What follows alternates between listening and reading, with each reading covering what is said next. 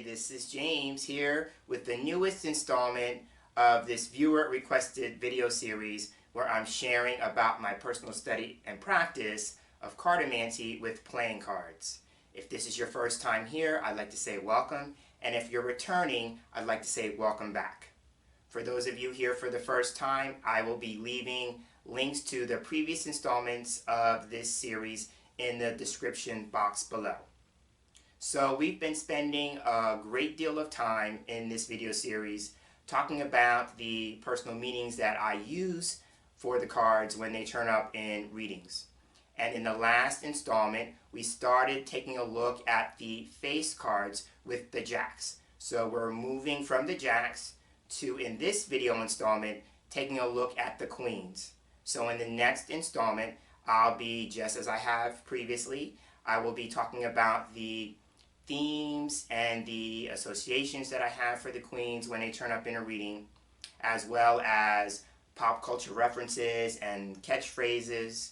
And then we'll move from that segment to the following segments where we'll be taking a look at each of the queens, and I'll be talking more about them in depth. The deck that has been assisting me throughout this video series is one of my personal favorites. It is the Tally-Ho playing cards, specifically number 13 in the series. And the reason why I like this one so much is that it was designed by Jackson Robinson of King's Wild Project. So now that I've talked about the format and I've talked about the deck, let's get to the table and start taking a closer look at the queens in the deck. And here we are with all the queens in the deck, and for me, my first go-to association for the queens is that they represent women. In some cases, they can represent female authority figures. Symbolically, the queens for me represent caring and nurturing, and they also represent receptivity and intuition. Now, in the last video installment, I talked about the jacks being valued at the number 11. The queens are valued at 12. And so for me, I came up with some associations that correspond to the number 12. So for instance, for me, when I think of the number 12, I think of 12 apostles or 12 disciples, 12 months in a year, 12 signs of the zodiac, 12 members in a jury, the 12 tribes of Israel, and last but not least, the 12 days of Christmas. And so those were some catchphrases or pop culture references to the number 12. But what about the reference to a queen? So for me, when I think of phrases, associations with queen involved, I have queen for a day, homecoming queen, drama queen, drag queen, the Queen's English, and last but not least, the Queen of Mean, and conversely, the Queen of Nice.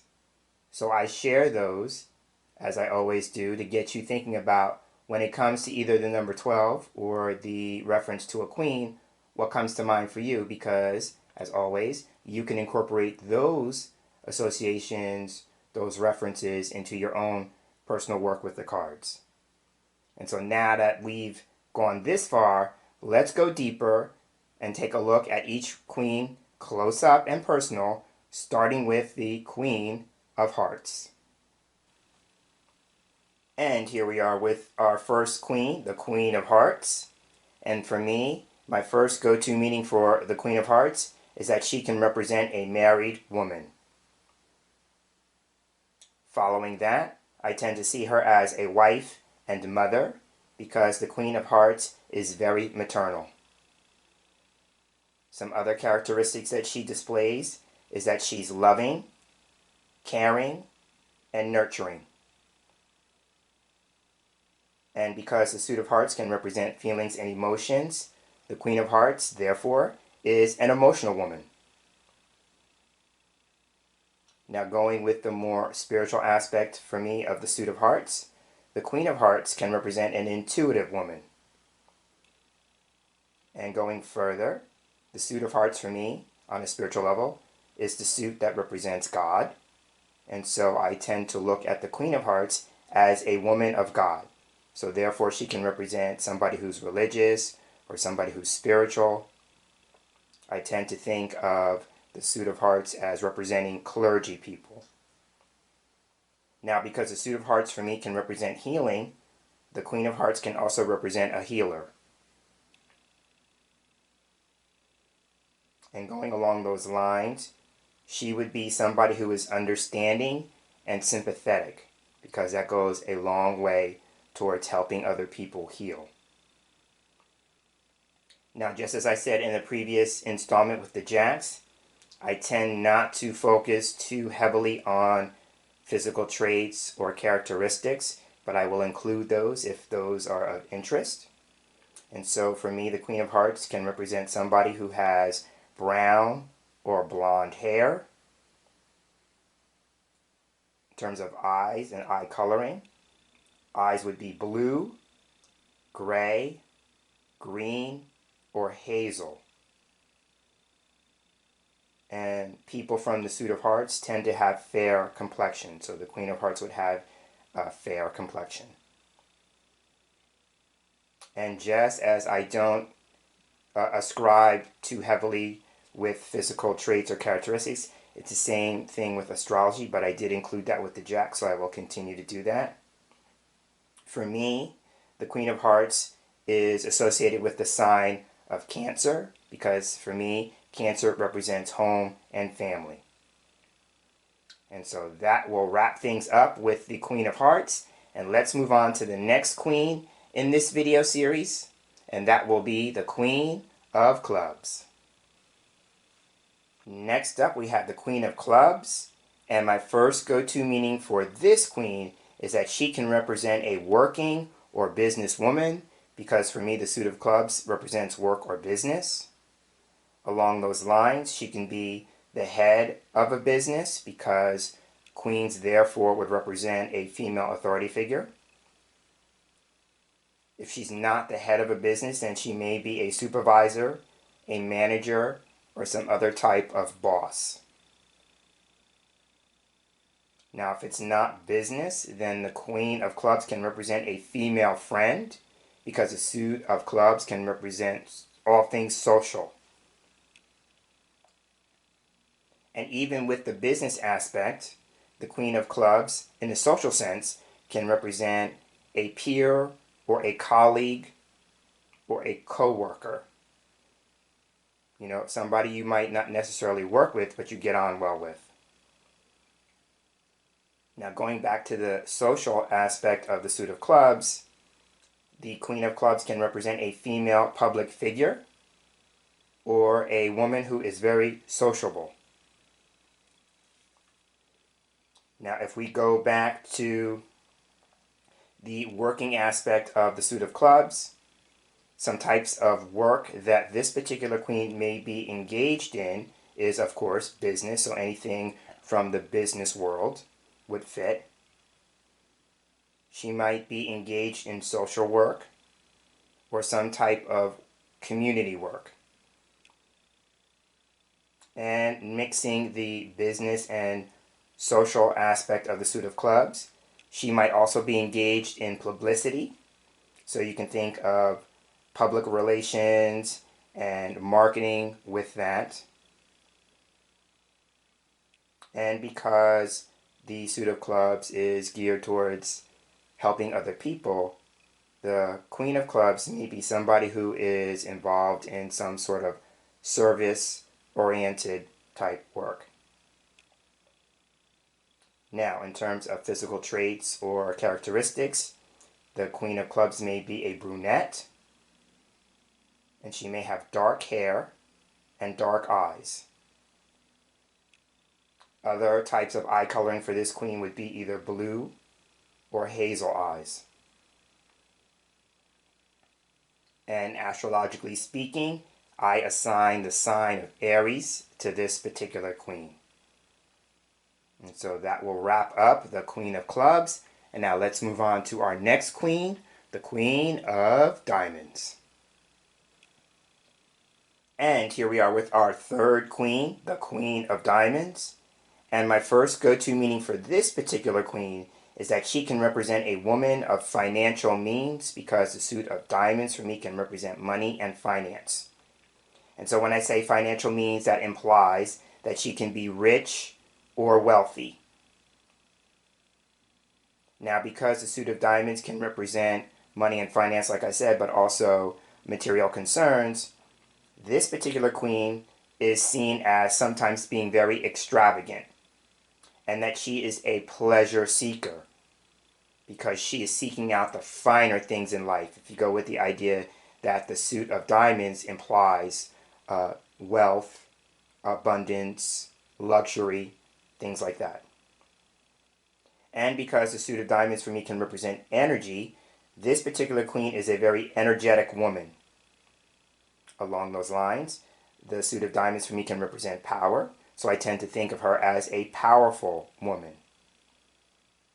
And because the suit of diamonds for me can also represent resources, like material concerns, material matters, resources, material resources, she would be seen as somebody who is very resourceful. Now, two other types of women this particular queen could represent is that she could represent either A, a stepmother, or B, a mother-in-law. And so just like I did with the previous queen, the Queen of Clubs, if we're talking about a woman who is in a position of authority in a particular type of profession or industry, I tend to look at this queen as being involved in the financial sector. Remember, diamonds being about money and finance. Real estate, the environment, jewelry, and fashion. Remember, the suit of diamonds can represent the finer things in life, right? So I go with things like jewelry and fashion. You could even go with the idea of like fine food, wine, things of that nature. Anything that would seem luxurious, right? Now, in terms of physical traits or characteristics, when it comes to this particular queen, she can be seen as either being blonde or having red hair. But here's the thing with that. 9 times out of 10, that could be colored hair, meaning that the hair could be dyed. Because she can also represent a woman with gray hair. Now, in terms of complexion, because of the hair coloring, this particular queen would have very light complexion. It makes me think of like women with porcelain type skin, right? And in terms of eye coloring, this particular queen could have eyes that are any color. Now, the last thing I will say about this queen, astrologically speaking, is that for me, she can represent the sign of Capricorn. And that will wrap up the Queen of Diamonds. And so now let's move on to the final queen for this video installment, the Queen of Spades. And here we are with the fourth and final queen, the Queen of Spades. My first go-to meaning when she turns up in a reading is that she can represent a woman who is single or unmarried. She is the exact opposite of the Queen of Hearts, the first queen that we talked about. So along those lines, she can represent a woman who is separated, divorced, or widowed. Because the emphasis here is on the fact that she is single. And so those are states that could make a woman who is married or involved single again. Now, because the suit of spades for me can represent things like problems and difficulties, this could be a woman who is seen as being difficult or problematic. Whereas women like the Queen of Hearts and the Queen of Clubs can represent a female friend, this one can be seen as a female rival. And again, that's because of the suit of spades. Now, because the suit of spades for me can represent the mind and mental activity, this particular queen, keeping with that, can be somebody who's very intellectual. And what I love about this particular depiction is that it looks like the Queen of Spades is holding a book, which would imply someone who's knowledgeable, educated, well-read, things like that. But because of the fact that she can be so intellectual, she can be seen as being cool and somewhat detached. And that's because, remember, the suit of spades can represent the process of elimination. Spades cuts things out. So that would be why she would be seen as detached. Now, going along with that, she can also represent, in the spiritual sense, a nun. Right? Again, if you go with the idea of somebody who's closed off, somebody who's single, that kind of thing. So in a spiritual sense, she can represent a nun. Some other professions besides a nun is that this particular queen can represent a doctor or a surgeon. Remember, the suit of spades being able to cut. She can also represent somebody who's engaged in the legal profession, so somebody who's in law.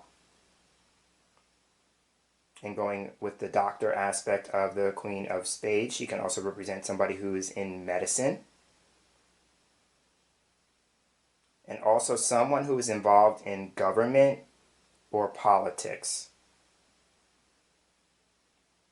And then the last thing that I want to say about this particular queen is, astrologically speaking, I have assigned this queen the sign of Libra.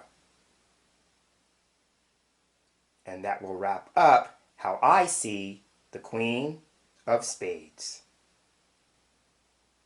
And there you have it.